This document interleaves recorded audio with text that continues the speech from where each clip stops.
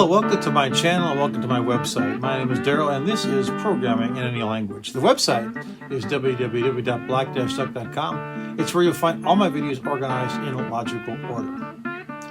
GenerateGame is the first method we will tackle. Here we'll use a set of nested loops and a random number generator to place either a 0 or a 1 in each element of a 3x3 array.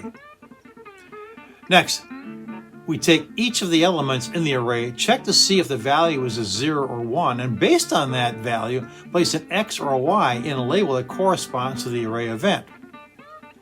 This is where naming our labels makes a big difference. Here's the video. The first thing we want to do is we want to generate the game.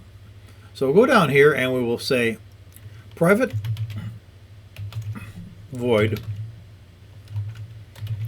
generate game and set up our brackets.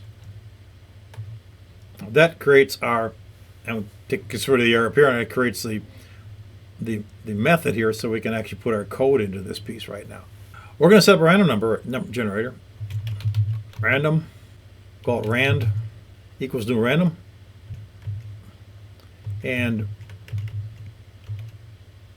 generate 0 and, well, I don't need, generate the, yeah, generate, 0 and 1 for all, I should say or 1 for all board locations.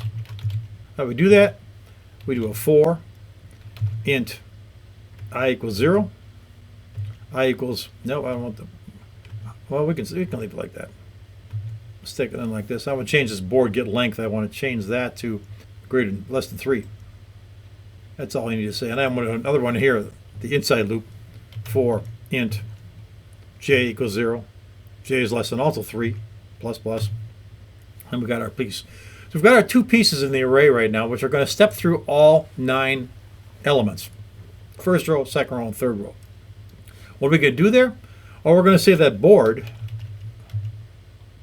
what is I and j? I, comma, j are equal ran next 2 does the generation. So this will actually put the random number inside our board and make it all happen. Let's go ahead and do a comment out on these two right here so we can test this.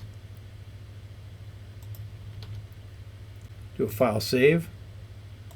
Make sure everything is working. Nothing's crashing out on us here.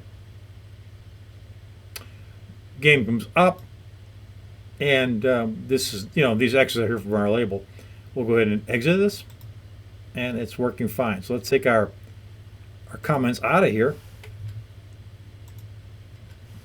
And the next thing we want to do is we want to create the fill board method. So we'll say private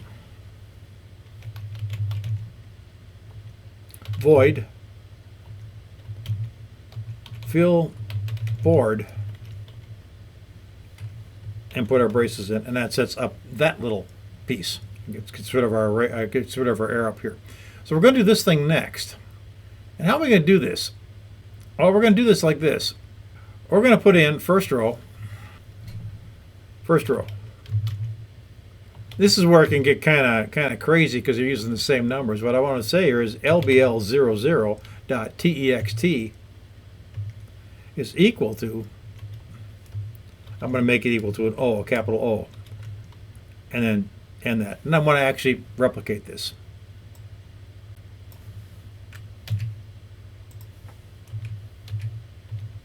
And I'm just going to change this to 0, 1, and 0, 2. And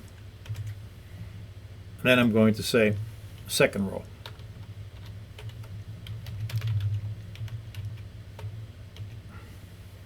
And I'm going to do the same thing. I'm going to grab this thing and place it in here. And I'm going to change these to 1. 1, 1, 1, 1, 2. And third row, and do it again. This time it's going to be 2, 0, 2, 1, and 2, 2. That puts an O in every location in our tic-tac-toe simulator. What about the Y's? Well, now we can actually do this. I could have done if statements across the board here, but this is a little bit easier to populate it, only then change what isn't an O. So we're going to go here and we're going to say, I'll give it a little space. I'll say first row.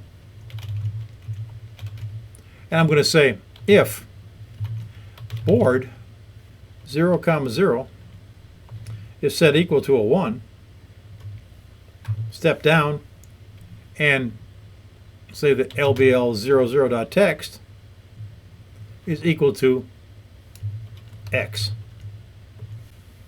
And we got to fix this. We got to get rid of that E here, though. Now it looks good.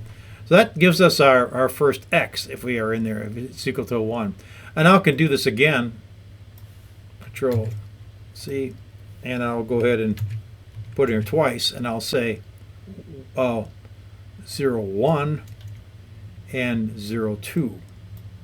And I'll also have to say this, label 1 and label 2. I want to keep that because that's the reason I named these things 0, 1, 0, 2, because so it represented the same as the board and the array itself to help me keep things straight when I actually try to do this kind of thing.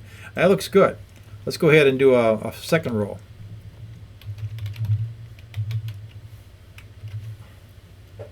And we'll take this whole thing here, do a copy on this. You like to do this best you can. This could be 1s across the board here.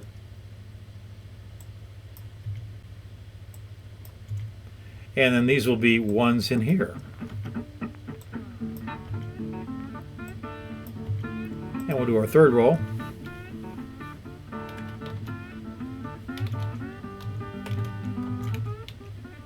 And we'll replicate that again. This time it'll be 2s.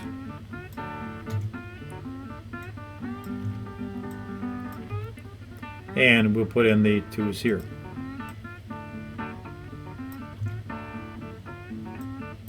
Two, 1 and 2, 2. And so that actually fills the board. We can go ahead and determine winner is the only thing we have to do left. I'm going to go ahead and comment this out again, and I'm going to do a file save. And I want to see if this populates. And here's our game. As soon as we hit new game, bang, it does. Hit it again, it does. So it's randomly popping in our X's and O's, whatever we want. Now we have to determine, in this case we've got a tie here. It's going to say tie because that's what we have it coded in here. So we're going to actually go ahead and do this justification of being able to check the rows, the columns, and then 2 diagonals to see if X or O is 1 in any of those cases. That's what we do next. That's our determine winner piece. So the demo seems to work. The form is populating nicely. All that's left is to figure out who won. For that, we evaluate the rows, columns, and diagonals, and we'll do that in the next. I'll see you next time. Thanks for watching. Don't forget to use the website for easy access to all my videos. And if you get a chance, please subscribe. That way, you'll be notified when something new is available. We'll see you in the next video. Take care.